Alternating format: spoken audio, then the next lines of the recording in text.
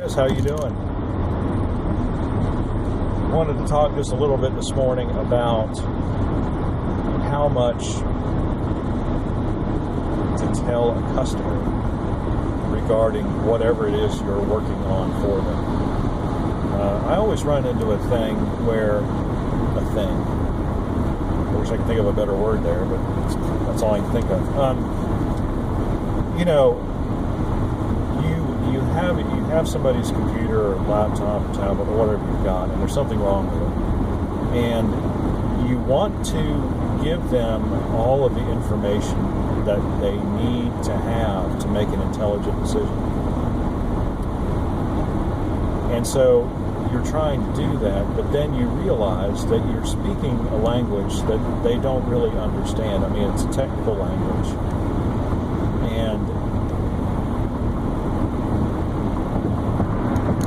And so, I'm always torn between how much to say, and it's not because I'm trying to hide anything or pull a fast one or anything. I want to be as direct as possible, but not tell them a bunch of stuff that they're not really going to understand. And it's not because they're too stupid to understand it. It's just because they are not accustomed to talking in the kind of techno speak that I use when I talk about the inner workings of various electronic devices. And that's all there is to it. And so I always do have that. I always try to do the best I can to explain things as fully as they need to be explained without going over anyone's head. Like this morning, I got an iPad Air 2, and I told the guy originally,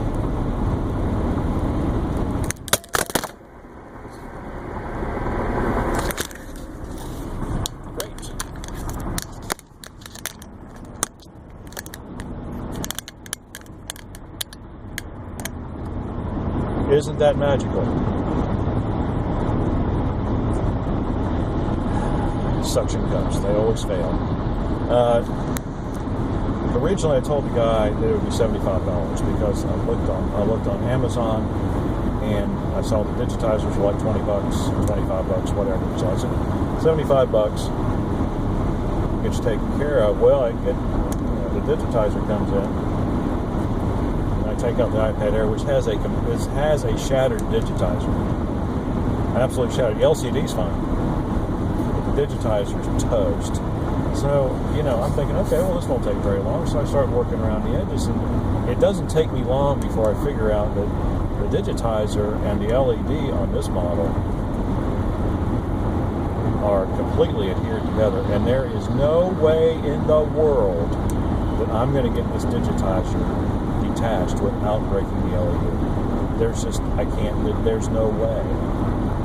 I look on YouTube and I see people using wires and heat tables, and I'm like, no, I am not going to do that.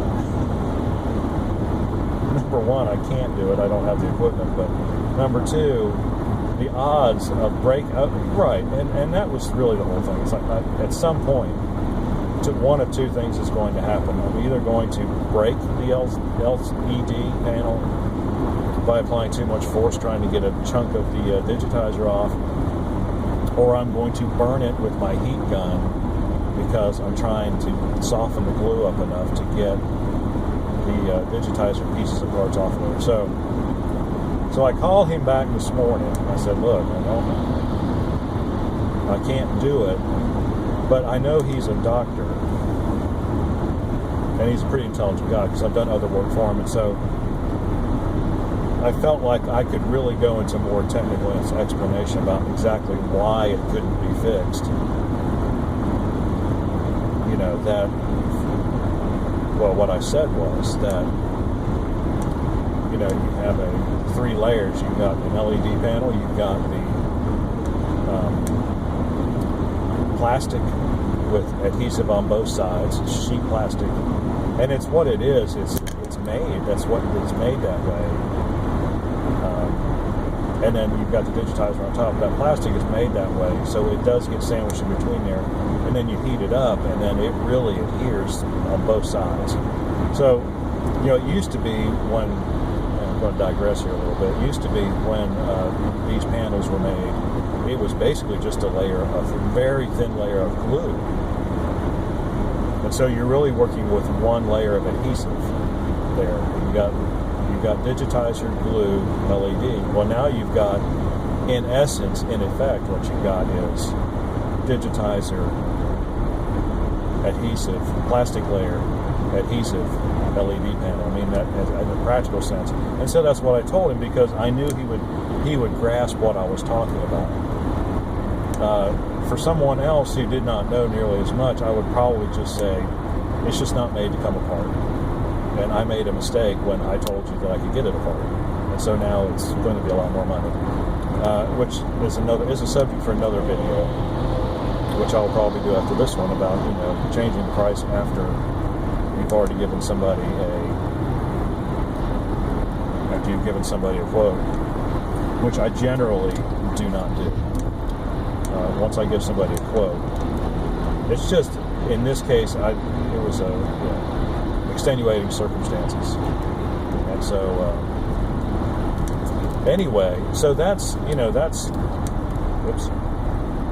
so that's what I do. That's what I do when I try. And so, I know sometimes I can feel it when I'm talking to customers, and I'm trying to. Damn it!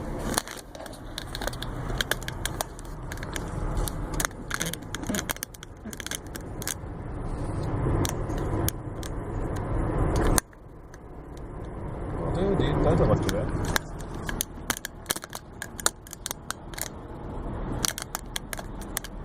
Is it going to fall off? I'm going to have to edit that out. Right. I like right now. Like when I'm trying to figure out what I'm going to say next, because what I'm trying to do is be as meaningful to that person as I can be, and as direct as I can be, without confusing them. And so I search for words, I stop. It doesn't sound very smooth to me, and so I feel, like I'm not trying to, Anyway, that's just how it is. Just one of my idiosyncrasies, I guess, that I worry about stuff like that. But, I want to appear to be professional and all that kind of stuff, but, right, you can't talk to everyone at the same level as though they all know exactly what you're talking about, because they don't. So anyway, that was just my thoughts on that. I might not even do this video, but I might. If you have any questions or comments, do so in the section below. Like and subscribe. We appreciate when you do. And we'll talk to you on the next one.